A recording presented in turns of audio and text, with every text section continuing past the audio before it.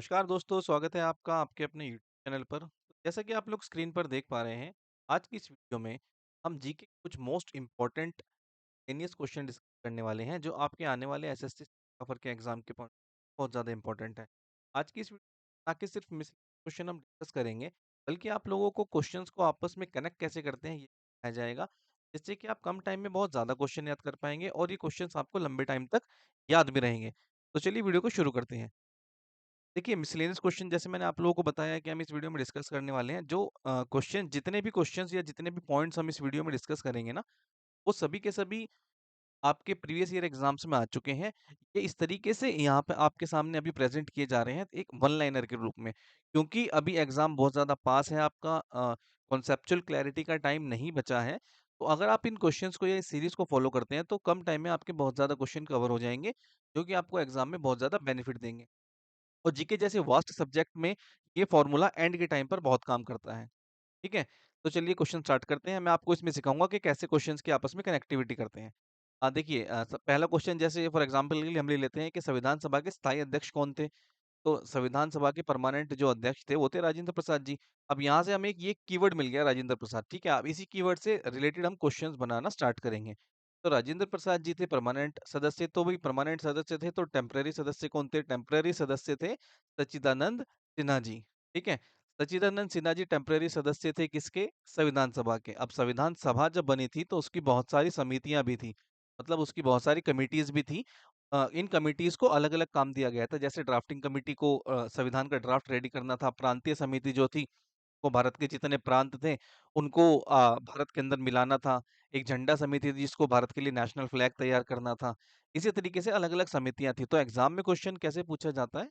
Exam में question पूछा जाता है कि ये बताइए ड्राफ्टिंग कमिटी के हेड कौन थे? तो अगर क्वेश्चन आएगा बी आर अम्बेडकर। प्रांतीय समिति के अध्यक्ष कौन थे जिनको ये काम दिया गया था कि भारत के सभी प्रांतों को आपस में भारत के अंदर मिलाना है, कोई राज्य भारत से अलग ना हो। इसकी ज़िम्मेदारी दी गई थी सरदार वल्लभ भाई पटेल को। और झंडा समिति का काम दिया गया था झंडा झंडा समिति के अध्यक्ष थे राजेंद्र प्रसाद जी, जो कि संविधान सभा के स्थायी सदस्य भी थे। ठीक है? संविधान सभा का गठन कब हुआ था? ये बहुत इंपॉर्टेंट क्वेश्चन है, एग्जाम में बहुत बार पूछा जा चुका है। तो जुलाई 1946 में हुआ था। इसमें महिलाओं की संख्या से रिलेटेड भी क्वेश्चन पूछा जाता है। तो महिलाओं की संख्या थी 15। 15 महिलाएं थी संविधान सभा में। ये क्वेश्चन ना बहुत बार एसएससी के प्रीवियस एग्जाम में भी पूछा जा चुका है। इन क्वेश्चंस का क्वालिटी चेक करने के लिए आप पीवाईक्यूज से जाकर इनको चेक कर सकते हैं। सारे क्वेश्चन आपको पीवाईक्यूज किसी न किसी पीवाईक्यू एग्जाम में देखने को जरूर मिलेंगे। ठीक है? अगला क्वेश्चन आता है कि हमने संविधान को किस डेट को अपनाया था? ये दो बड़ी कंफ्यूजिंग डेट है, स्टूडेंट बड़े कंफ्यूज रहते हैं इसमें कि हमने संविधान को अपनाया था 26 नवंबर, ये नवंबर है यहाँ पर ना, ठीक कर लीजिए इसको, 26 नवंबर। हमने संविधान को अपनाया था 26 नवंबर 1949 को। मैं डेट को ठीक कर देता हूँ यहाँ पे। हमने संविधान को अपनाया था 26 नवंबर 1949 को। ठीक है? हम अपना चुके थे कि भाई ये अब से भारत का संविधान होगा, पर लेकिन हमने इसको लागू कब किया? 26 जनवरी 1950 को। संविधान दिवस के रूप में मनाते हैं हम इसे। याद रखना है कि संविधान दिवस कब मनाया जाता है, तो दिवस के रूप में भी यहाँ से क्वेश्चन आ सकता है। ये स्टैटिक जीके का भी क्वेश्चन बन सकता है। तो हमने संविधान दिवस कब मनाते हैं? 26 नवंबर 1949 को। क्यों? क्योंकि इस दिन भारत का संविधान हमने अपना लिया था। अब संविधान को हमने लागू कब किया?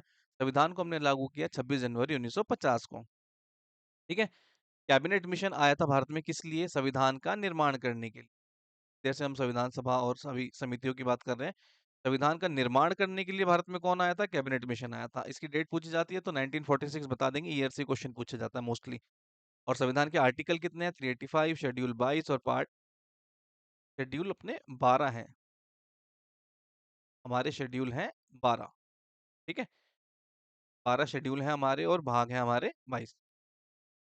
तो लेकिन जब आप कहीं-कहीं देखते होंगे ना कि हमारे आर्टिकल तो 400 प्लस हो चुके हैं, हमारे शेड्यूल ज़्यादा है, हमारे पार्ट जो है 25 हो चुके हैं। इनके सब पार्ट बनते हैं, ठीक है? सब पार्ट कैसे बनते हैं? जैसे आर्टिकल 19 है, तो 19 ए, 19 बी, 19 सी इस तरीके से अगर हम काउंट करेंगे, तो ये 400 प्लस चले जाएँगे। पर लेकिन 385 है एक्चुअल, जो एक्चुअल नंबर है वो 385, ठीक है? और शेड्यूल है हमारे 12, अनुसूचित जिसे कहते हैं और भाग है हमारे 22। इसके भी सब पार्ट बने हुए हैं और सब पार्ट को हम ले जाते हैं तो वो 25 हो जाते हैं, पर लेकिन एक्चुअल नंबर जो है वो 22 ही रहेगा। ठीक?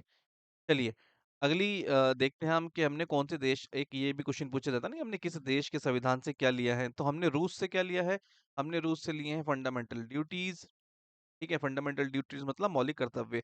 अब मौलिक कर्तव्य से ना क्वेश्चन बन जाते हैं काफी सारे। देखो मैं बताता हूँ इसमें कैसे किस तरीके से क्वेश्चन पूछे जाते हैं। मैं इसके सारे पॉइंटर्स आप लोगों को बता देता हूँ, तो याद रहेंगे ये। सबसे पहले तो ये पूछा जाता है कि भाई ये बताइए मौलिक कर्तव्य हमारे हैं कितने? तो प्रेजेंट में मौलिक कर्तव्य हैं हमारे 11। ओके। लेकिन एक क्वेश्चन ये भी आता है कि क्या जब संविधान लागू हुआ था, मतलब 1950 में, 26 जनवरी 1950 को, तो मौलिक कर्तव्य संविधान में थे? नहीं थे। मौलिक कर्तव्य संविधान में बाद में जोड़े गए हैं। कब जोड़े गए हैं? 42वां संविधान संशोधन हुआ था 1976 को, तब ये संविधान में जोड़े गए थे। और 42वें संविधान संशोधन को मिनी कॉन्स्टिट्यूशन के नाम से जानते हैं। मिनी कॉन्स्टिट्यूशन, ये वर्ड याद रखना, पूछ लेते हैं एग्जाम में बहुत बार कि बताइए मिनी कॉन्स्टिट्यूशन किसको कहते हैं इन चारों में से। तो जब 1946 42वें संविधान संशोधन के टाइम पर मौलिक कर्तव्य जोड़े गए थे तो इनकी संख्या थी 10, पर लेकिन मैंने तो प्रेजेंट में 11 बताया। तो 11वां मौलिक कर्तव्य कब जोड़ा गया? ये भी एक क्वेश्चन बनता है यहाँ से। फंडामेंटल ड्यूटीज इंपॉर्टेंट है बड़ा, यहाँ से क्वेश्चन पूछे जाते हैं जनरली हर एक एग्जाम में। तो सबसे पहले इनको जोड़ा कैसे गया था? तो सरदार स्वर्ण सिंह समिति की सिफारिश पर इनको जोड़ा गया था, और जब इनको जोड़ा गया था तो इनकी संख्या थी कितनी? 10। ठीक है। पर लेकिन ये 11 कब हुए? तो सन 2002 में 86th अमेंडमेंट हुआ था, इसमें 11वां मौलिक कर्तव्य जोड़ा गया था। ठीक है। और एक और क्वेश्चन देख लेते हैं यहाँ पे कि हमने साउथ अफ्रीका के संविधान से क्या लिया है? संविधान संशोधन। ये मैंने क्यों लिखा है यहाँ पे? वीडियो के स्टार्टिंग में मैंने आप लोगों को बताया था कि क्वेश्चंस को आपस में कनेक्ट करना सिखाएंगे इस वीडियो के अंदर। तो यहाँ पर एक वर्ड यूज हुआ, अमेंडमेंट। अमेंडमेंट मतलब संशोधन। कॉन्स्टिट्यूशनल अमेंडमेंट, संविधान में संशोधन किया हमने, तो संविधान संशोधन हमने कहाँ से लिया? साउथ अफ्रीका से। आर्टिकल 368। ठीक है। और हमने साउथ अफ्रीका से क्या लिया है? राज्यसभा के मेंबर्स का सिलेक्शन किस तरीके से होगा, ये भी हमने साउथ अफ्रीका। डीपीएसपी हमने कहाँ से लिया? डायरेक्टिव प्रिंसिपल्स, आयरलैंड से। इमरजेंसी प्रोविजंस कहाँ से लिए हमने? जर्मनी से। इस तरीके के क्वेश्चन पूछे जाते हैं एग्जाम में, तो हमने इनको इन वन लाइनर्स के अंदर शामिल किया है। और एक है 13 दिसंबर 1946 को पंडित जवाहरलाल नेहरू ने उद्देश्य प्रस्ताव पेश किया। ये मैं आप लोगों को क्यों बता रहा हूँ? उद्देश्य प्रस्ताव पेश किया था, इसके पीछे क्या कारण है? इसके पीछे कारण ये है कि जो उद्देश्य प्रस्ताव उन्होंने उस टाइम पर पेश किया था ना, आज के संविधान में हम उसको प्रस्तावना के नाम से जानते हैं। ठीक है। और प्रस्तावना का एक दूसरा नाम क्या है? उसको कहा जाता है संविधान की कुंजी। तो कभी क्वेश्चन ये आ जाए कि संविधान की कुंजी किसे कहा जाता है, तो प्रस्तावना को। एक और वर्ड ऐसा है कि संविधान की आत्मा किसको कहा गया है? इसका आंसर आप लोग कमेंट बॉक्स में बताना। संविधानिक सलाहकार कौन थे संविधान सभा के? तो वो थे बी एन राव। ठीक। इंपॉर्टेंट क्वेश्चन है बहुत ज्यादा, ऑलरेडी बहुत फिल्टर्ड है, इनको मिस मत करना। और वन लाइनर के रूप में इनको याद करोगे तो काफी ज्यादा बेनिफिशियल रहेंगे आपके मॉक टेस्ट में भी देख। और एक एक क्वेश्चन हम देख लेते हैं कि नेशनल फ्लैग, हमने अपना नेशनल फ्लैग को कब अपनाया था? तो 22 जुलाई 1947 को हमने अपने राष्ट्रीय ध्वज को अपना लिया था। इंपॉर्टेंट डेट है, याद रखना है। और इसी के साथ साथ राष्ट्रगान और राष्ट्रीय गीत, यह है नेशनल एंथम, हमने कब अपनाया था? तो 24 जनवरी 1950 को संविधान सभा ने को अपना जनगण मन और वंदे मातरम, इन दोनों को अपनाया था 24 जनवरी 1950 को। नेशनल एम्बलम, ये कब अपनाया हमने? तो 26 जनवरी 1950 को। ठीक है। कुछ इंपॉर्टेंट एक्ट हैं कॉन्स्टिट्यूशन में जो ब्रिटिश इंडिया के टाइम पर हुए थे, ये भी बहुत इंपॉर्टेंट है, यहाँ से क्वेश्चन पूछ। जैसे कि 17 का रेगुलेटिंग एक्ट। अब रेगुलेटिंग एक्ट कब हुआ था? 1773 में। क्या क्या विशेषताएं थी? तो भारत में पहला सुप्रीम कोर्ट कब स्थापित हुआ था? रेगुलेटिंग एक्ट के तहत, कलकत्ता में 1973 में जो आया था। ठीक है। इसके अलावा एक पिट्स इंडिया एक्ट आता है, दोहरा प्रशासन जिसे कहते हैं। ये बताइए आप लोग कमेंट बॉक्स में, किसके शासनकाल में आया था? सुना आता है ना, रिपीट होता है एग्जाम में। अगला है 1909 का मार्लियामेंटो सुधार। पार्लियामेंटो सुधार रिलेटेड था मुस्लिम समुदाय के लिए अलग प्रत्येक प्रतिनिधित्व से, मतलब वो अपना एक अलग अपना प्रतिनिधित्व जो है वो खड़ा कर सकते हैं, यदि खड़ा कर सकते हैं। ठीक है। उसके बाद आता है 1919 का मॉन्टेग्यू चेम्सफोर्ड सुधार। जो आज आप लोग देखते हैं ना, सेंटर और स्टेट, भाई एक भारत में चलता है एक तरीके से, सेंटर होता है, एक सेंटर गवर्नमेंट होती है, स्टेट गवर्नमेंट होती है। ये प्रोविजन, इस प्रोविजन की शुरुआत कहीं ना कहीं मॉन्टेग्यू चेम्सफोर्ड सुधार के साथ ही हुई थी, जो कि आपका हुआ था 1919 के अंदर। ठीक है। इसी के साथ एज रिलेटेड क्वेश्चन पूछे जाते हैं एग्जाम में। ये बताइए कि प्रेसिडेंट बनने के लिए या गवर्नर बनने के लिए मिनिमम एज कितनी होनी चाहिए? तो प्रेसिडेंट और गवर्नर बनने के लिए यहाँ पे मैंने इनको एक साथ जोड़ दिया जो कंबाइंड थी।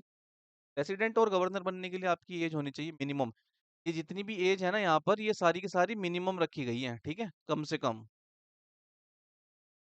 मतलब सॉरी, कम से कम इन द सेंस कि आपकी मतलब मिनिमम एज इतनी होनी चाहिए तभी आप उसके लिए एलिजिबल होंगे। प्रेसिडेंट और गवर्नर की कितनी एज है मिनिमम? 35, ठीक है। और पीएम और सीएम की 25।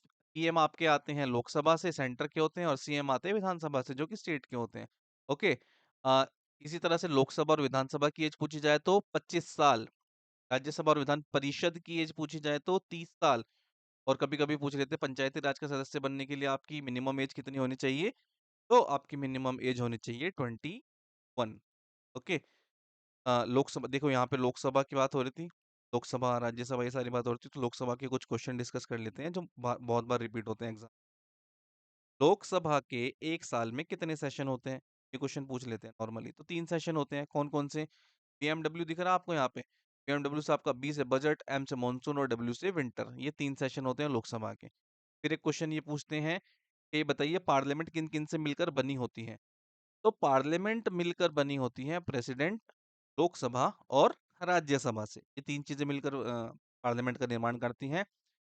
और यहीं पर एक और क्वेश्चन ऐड हो जाता है, क्योंकि पार्लियामेंट की बात बार बार रिपीट हो रही है, तो पार्लियामेंट के आर्टिकल बताइए। तो पार्लियामेंट का आर्टिकल है 79, राज्यसभा का है 80 और लोकसभा का है 81। इसको हम ऐसे याद कर सकते हैं, हिंदी का एक वर्ड है सरल, स से संसद, र से राज्यसभा और ल से लोकसभा। इस तरीके से हम इसको याद कर लेंगे। 79, 80, 81 आर्टिकल याद रहेंगे, क्योंकि लोकसभा और राज्यसभा के आर्टिकल में ना बच्चे कंफ्यूज हो जाते हैं कई बार कि किसका आर्टिकल क्या रखा जाए।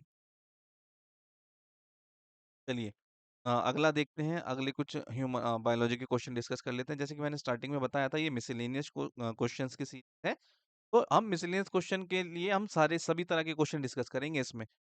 ओके। स्टार्टिंग में हमने पॉलिटी कर लिया, जैसे फिर बायोलॉजी, हिस्ट्री, ऐसे तरह इस तरह से, फिर ज्योग्राफी, इस तरह के सारे क्वेश्चन डिस्कस करेंगे हम। अब अगला क्वेश्चन है, ये बताइए मनुष्य के हृदय में कितने चैम्बर होते हैं? पढ़ा होगा आप लोगों ने कहीं ना कहीं, कभी ना कभी। मनुष्य का हृदय 4 चैम्बर वाला होता है, ठीक है।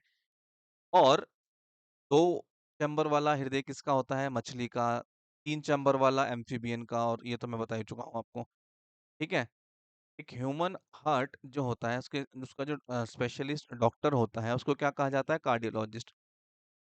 का रीजन क्या है क्यों उसको कार्डियोलॉजिस्ट कहा जाता है? क्योंकि जो हमारा हृदय है ना, वो कार्डियक टिश्यू से मिलकर बना होता है। तो कार्डियक टिश्यू से क्योंकि वो मिलकर बना है, तो इसीलिए उसके डॉक्टर को क्या कहते हैं? कार्डियोलॉजिस्ट।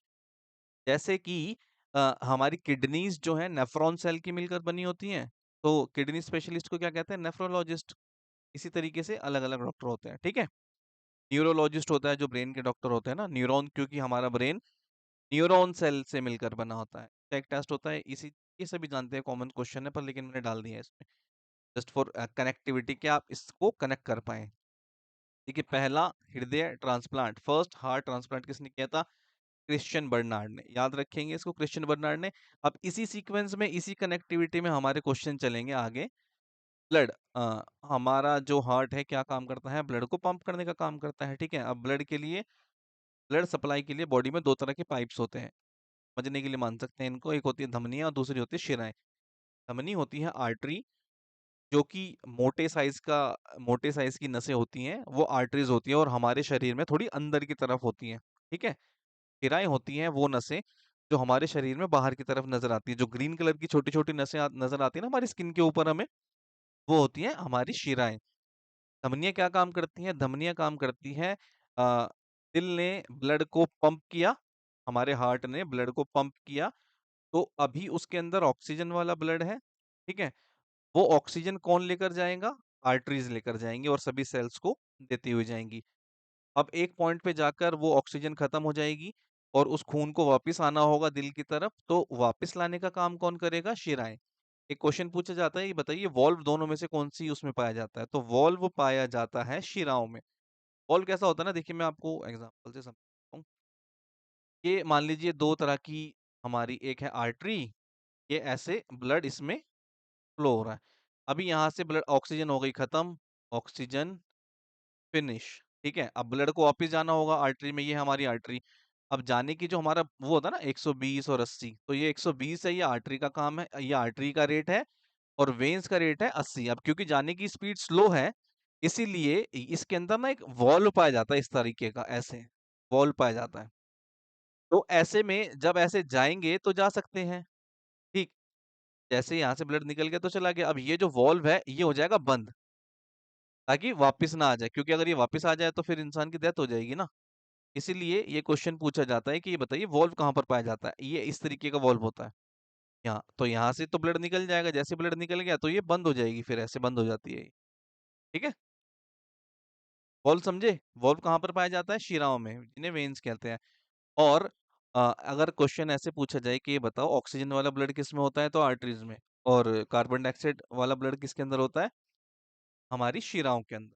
ठीक है, और एक और होता है राइट एट्रियम और राइट वेंट्रिकल्स। तो ऑक्सीजन वाला ब्लड होता है हमारे हृदय का, जो हमारा जो दिल होता है, इसका जो राइट एट्रियम होता है, ऊपर के हिस्से को एट्रियम और नीचे के हिस्से को निले बोलते हैं।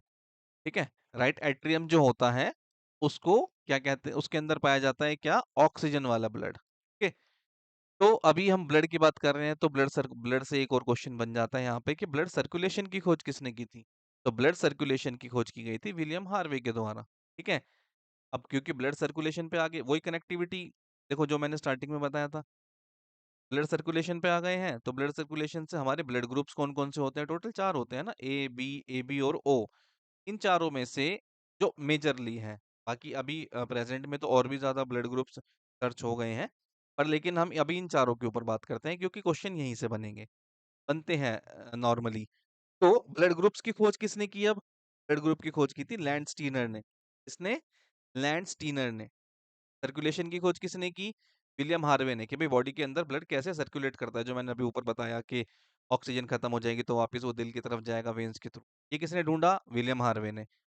ब्लड ग्रुप्स अलग अलग होते हैं भाई, किसी का ब्लड ग्रुप ए है, ए बी है, ओ है, या फिर ए है, ए बी ओ, तीन हो गए, ए बी और ओ, हाँ, और बी भी हो गया। तो ये चार ब्लड ग्रुप, चार तरह के ब्लड ग्रुप्स होते हैं। इसकी खोज किसने की थी? इसकी खोज की थी लैंडस्टीनर ने। अब इसके अंदर भी एक क्वेश्चन बन जाता है क्या, कि यूनिवर्सल डोनर किसे कहते हैं? यूनिवर्सल डोनर होता है ब्लड ग्रुप ओ, जो कि किसी भी अ, व्यक्ति को जिस व्यक्ति का ब्लड ग्रुप ओ है, तो वो किसी भी व्यक्ति को अपना ब्लड डोनेट कर सकता है। और इसी के साथ साथ यूनिवर्सल एक्सेप्टर कौन सा होता है? यूनिवर्सल एक्सेप्टर होता है एबी। इस व्यक्ति का ब्लड ग्रुप एबी है, वो किसी भी व्यक्ति से ब्लड जो है एक्सेप्ट कर सकता है। मतलब नॉर्मली क्या होता है, अगर किसी व्यक्ति का ब्लड ए ग्रुप है, तो ए ग्रुप वाला ही उसको ब्लड दे सकेगा, उसकी बॉडी में उसी ब्लड को चढ़ाया जाएगा। पर लेकिन ओ और ए बी के केस में ये नहीं होता, इसलिए यहाँ से क्वेश्चन बनते हैं एग्जाम में। ठीक है, और एक चीज और सुनी होगी आपने कि ब्लड ग्रुप में पॉजिटिव, ए नेगेटिव या ओ पॉजिटिव या ओ नेगेटिव, इस तरह के होते हैं ना। तो ये पॉजिटिव और नेगेटिव का जो फैक्टर है, ये किसकी वजह से होता है? ये आर एच फैक्टर की वजह से होता है। जिस ब्लड ग्रुप के अंदर आर एच फैक्टर होगा वो होगा पॉजिटिव, जिस ब्लड ग्रुप के अंदर आर एच फैक्टर नहीं होगा वो होगा नेगेटिव। ठीक है, अब इसकी खोज किसने की थी? लैंडस्टीनर ने। फॉर एग्जाम्पल देखो, एग्जाम्पल के लिए समझा देता हूँ मैं। किसी का ब्लड ग्रुप है ए पॉजिटिव, तो आर एच फैक्टर है, ए नेगेटिव आर एच फैक्टर नहीं है। ठीक है, ये डिफरेंस होता है पॉजिटिव और नेगेटिव के अंदर। इसकी खोज किसने की थी? लैंडस्टीनर और वीनर ने। क्लियर? चलिए, ब्लड की बात हो रही है इतनी देर से, तो ब्लड का पीएच लेवल डिस्कस कर लेते हैं। ब्लड का पीएच लेवल होता है 7.4।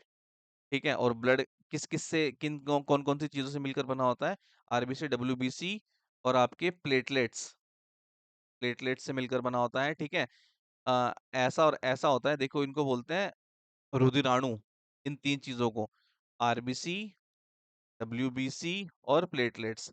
और एक होती है प्लाज्मा। ठीक, जो आपका 100% ब्लड है ना, इसके अंदर कैसे होती है? 55 और आपका 45, ये रेशियो होता है।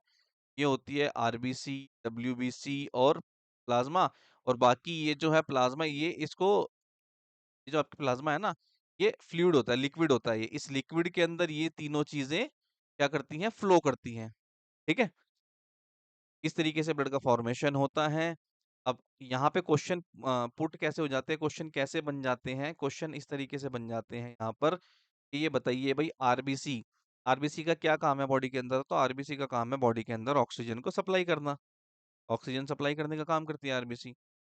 फिर एक क्वेश्चन पूछ लेते हैं कि ये बताइए आरबीसी का लाइफ स्पैन कितना होता है? तो आरबीसी का लाइफ स्पैन होता है 120 दिन।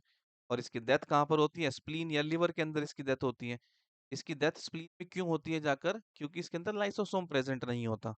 अब ये लाइसोसोम क्या है? लाइसोसोम है कोशिका का एक भाग। ठीक है। कोशिका हमारी जो होती है, शरीर की सबसे छोटी इकाई, शरीर की सबसे छोटी जो इकाई होती है उसको क्या कहते हैं? कोशिका।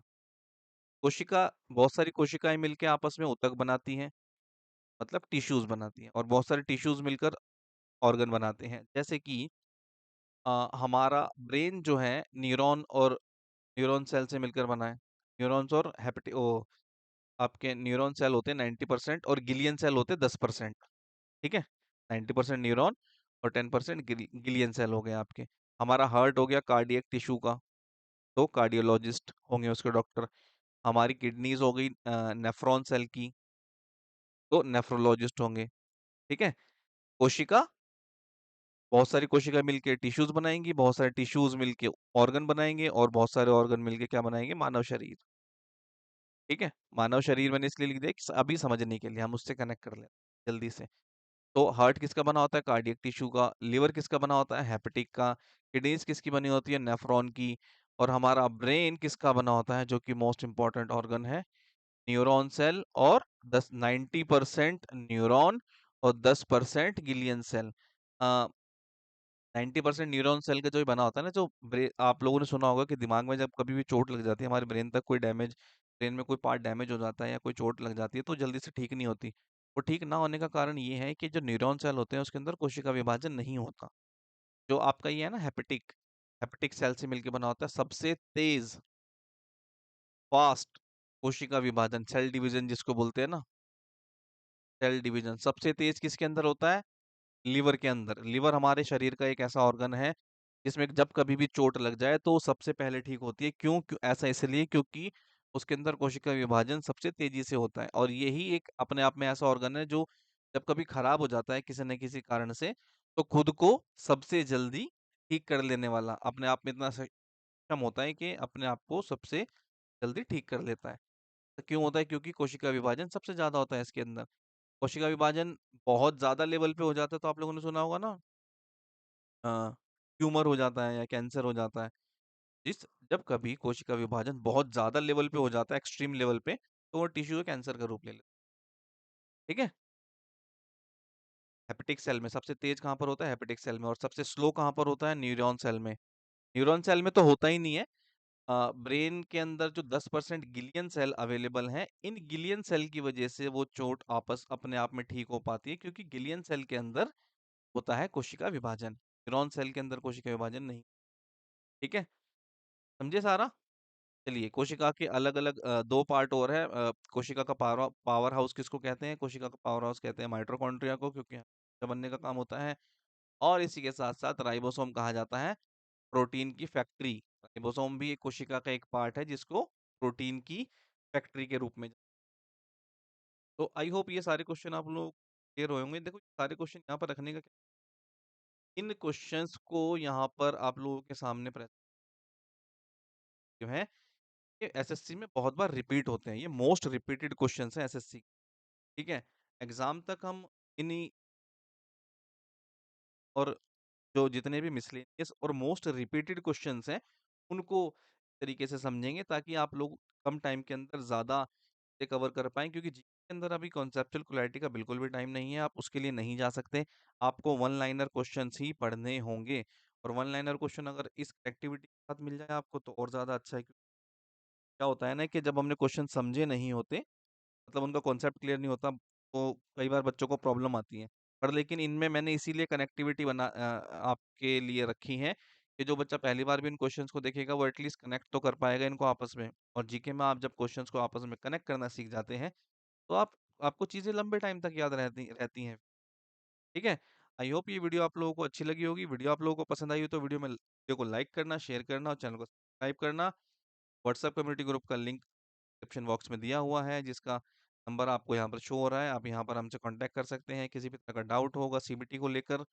या फिर आपकी शॉर्ट हैंड को लेकर, तो आप हमसे कॉन्टैक्ट करिए, आपको आपकी प्रॉब्लम का सॉल्यूशन 100% मिल जाएगा। बहुत सारे बच्चे इस ग्रुप में शामिल होकर अपनी प्रोग्रेस को काफ़ी अच्छे तरीके से आगे लेकर जा रहे हैं और सिलेक्शन की तरफ कदम बढ़ा रहे हैं। तो और आप किस टॉपिक पर वीडियो चाहते हैं?